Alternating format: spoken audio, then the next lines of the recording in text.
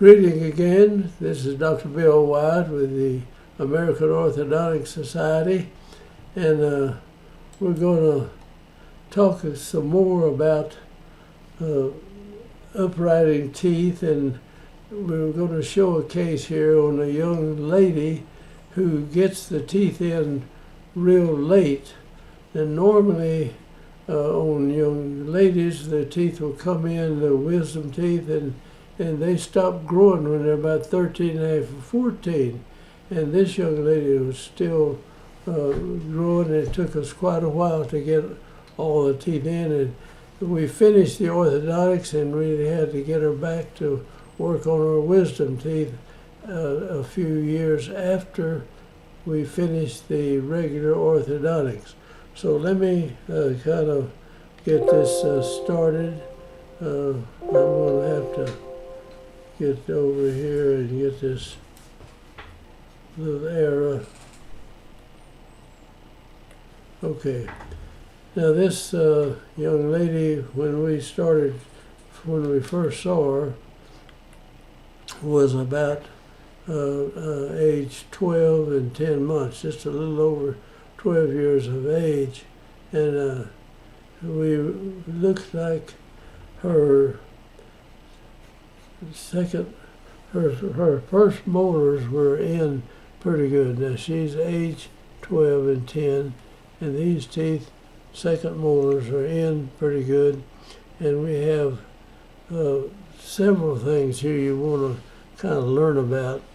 If a bicuspid or second bicuspid is erupting under and it eats this tooth away, eats the root away, but leaves this root, and it'll get up here to this enamel, and it can't eat the enamel away or cause it to go into the root like this will hold it.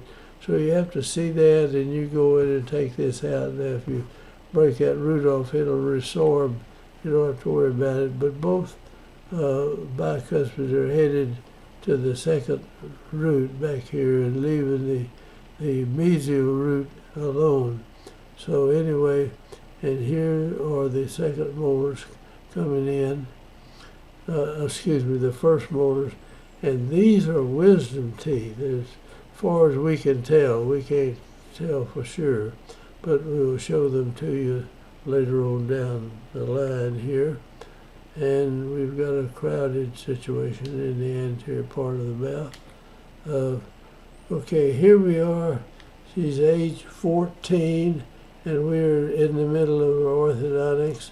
And it's, let's see, this is number, well, I've got it number 2, but I don't really feel like that. She's age 14 now, and this must be her wisdom teeth, and she's just missing second bicuspids, because I can't think that at 14 the second molars would only be this far along. So we think these are wisdom teeth that are coming in back here, and so they're going to have to come in the mouth. But we've got all the rest of this is finished. I mean, we're virtually through with that.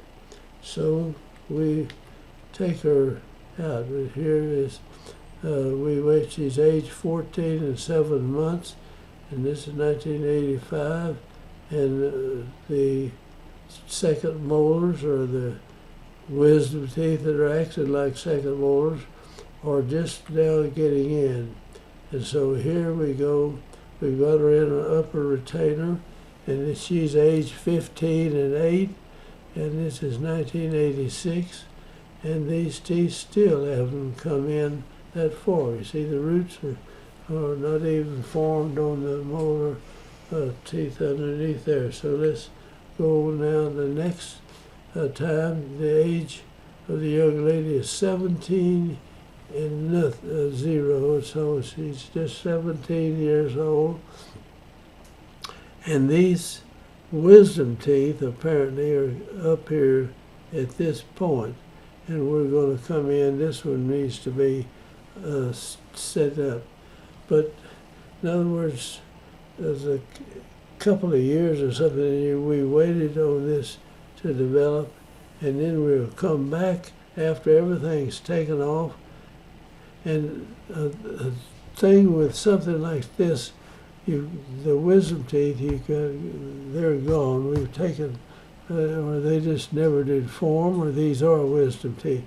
We had to build a retainer with a little stuff wrapped around the second molar up here to keep it from dropping down while we were waiting on this to come up. And what you do, the molar tooth is sitting in the retainer wire, and the retainer is over here, and we put a little acrylic around that tooth to keep it from dropping down. Now then, if the tooth erupts in here, it can drop down even though you've got it stopped here. But then you come in and you've got a wire coming along here on the tooth, and you put composite under that wire so that when you snap the retainer in, this cannot go down unless this goes down, and if this goes down, you chew against it with the tooth below it. I hope everybody realizes that if you've got a tooth you got to wait on, you need to hold the other one up in position while you're waiting. And you do that by adding a little bit of acrylic around it.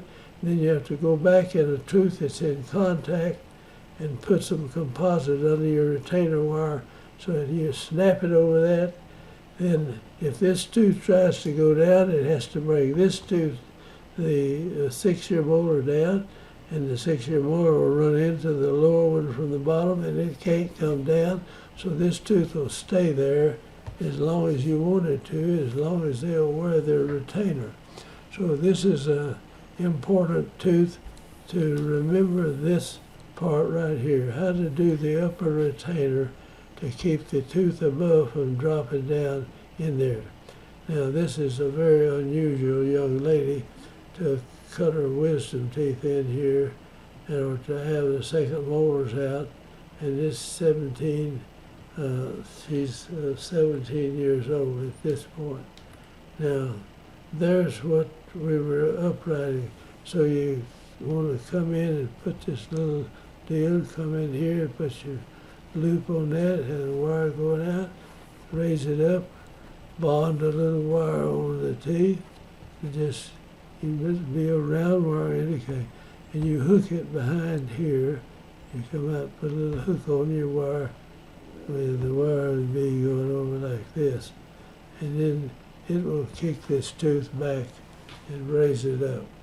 And then this retainer, you've got some composite under it right here, and then acrylic around there, keeping this tooth from dropping any further down.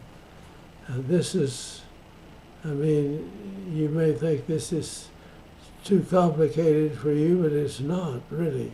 You build your retainer, and then you come in and you can actually make a little bit of acrylic, just drop it around the retainer where it's just a little bit around the bottom, and it can't come down. Now if it comes down, it has to bring this wire down and this wire over here, and we put that composite under the wire, and they snap it in when they snap it in the retainer, and that will hold that place while you upright this wisdom tooth. So we'll go on from here. Now here it is, and we upright that, and you can see that wire. We brought it up with a hook, hooked it over right there, and here it is. This young lady is 19. Let's see, that's 88, that's not 19. Her age is 18 and 2, and we've got this tooth hitting right here. So we're finishing up. So there's no way that a person can go to orthodontic school and carry some of these cases from one end to the other. Some of them go 8 and 10 years before you're through with them. And you have to stay with them until the very end. You got a little reduction in some of the roots, on this case, not bad. All of the cases I've ever treated, I've never have lost a tooth from root resorption, and you showed, or I've shown you some that from badly, where a cuspid came in and just cut the roots right off the teeth. Thank you for watching, and we hope you'll pick up something from these videos and pass it on to your friends. Anybody you know, let's help them too. Now, we're developing a room below where we're working now, where you look out over the river, and we're going to have all these cases there with their models and records. And if you want to come here to Glen Rose and sit down in there, it's air conditioned, and go through these cases, you'll be able to do that. Now, it's been a pretty expensive thing for me to prepare it, so we'd have to charge something for you to come here and do that. But you can fly into Glen Rose, actually get a car out of the airport in Dallas-Fort Worth, and it'll bring you out here. We have a small airstrip on the ranch here, and it might be that you're in a small plane, you could come and land there. We have a 36-hole golf or two golf courses, a real fine golf course right close to, you can see it from the place here. And there's 5 little hotels, and we have a ranch. You can ride your horse if you bring it with you. So I'm not keeping any horses. So thank you for watching, and we'll have things set up where you can actually come and go back and look over these cases. We've got their records and their models, and then pictures of them and everything.